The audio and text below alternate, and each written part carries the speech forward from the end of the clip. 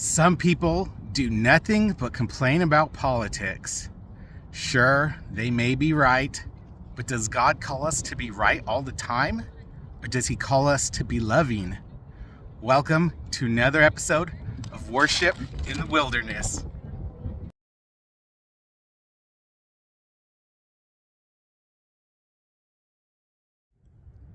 Good evening, everyone, and welcome back to another episode of Worship in the Wilderness. Today we're going to talk about a subject that I've been avoiding forever. It's a subject I don't like to talk about. It's politics. Modern day politics are so divisive and polarizing, and that's why I just refuse to talk about them on this channel. But let's face it, you can't go anywhere these days without someone throwing politics into your face. So let me share with you some of my methods on how I deal with political subjects. Today's episode is basically round 2 of my previous video, Love Thy Enemy. So you might want to go check that one out. Some of the verses here are repeats. So my mom used to watch the news every day.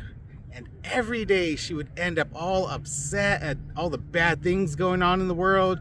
She's upset about the things the politicians, the bad things they do, and how they refuse to fix things.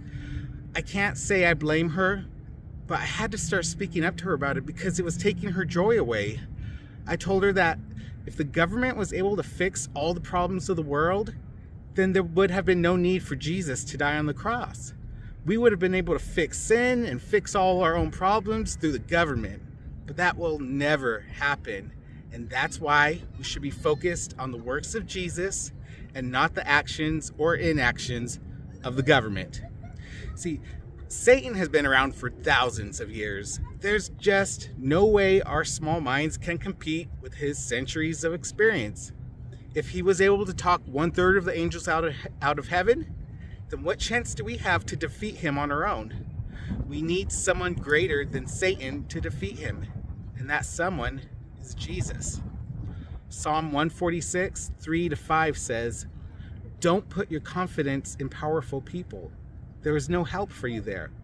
When they breathe their last breath, they return to the earth, and all their plans die with them. But joyful are those who have the God of Israel as their helper, whose hope is in the Lord their God." I honestly don't believe that the way to defeat Satan and the wicked ways of the world is by trying to outvote our opponents.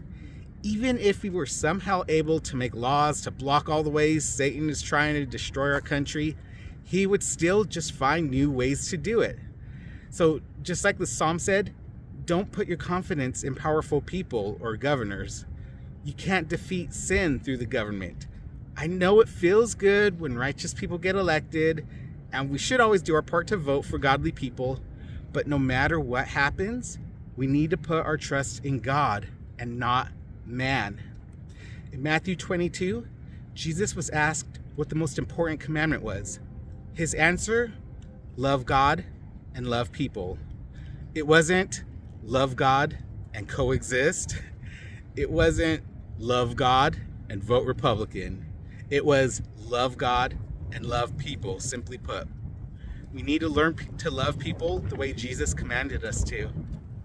At the end of Matthew, in chapter 28, Jesus gave his final commandment to us before he left. He said, "Go and make disciples of all the nations." He didn't say, "Go and coexist." He didn't say, "Go and vote Republican." No, he said, "Go and make disciples of all the nations." I just think we are too focused on politics and elections than we are on the commandments of Jesus to be able to make a difference in this world. Are we making disciples of all people? Or are we having meaningless political battles with lost people? And so this brings me to the Jesus Revolution movie.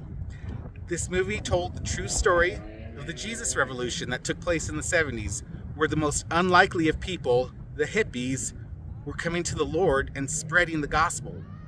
The most important lessons I learned from the Jesus Revolution movie were the same lessons from Matthew that I just mentioned: to love God and love people, and to make disciples of all the nations.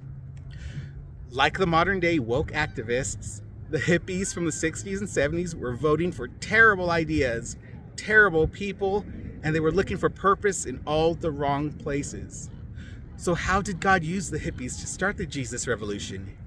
He used people who obeyed his commandments to love God and love people and to make disciples of all nations. If we want to see another Jesus Revolution today, then we must learn from the last revolution and follow that model.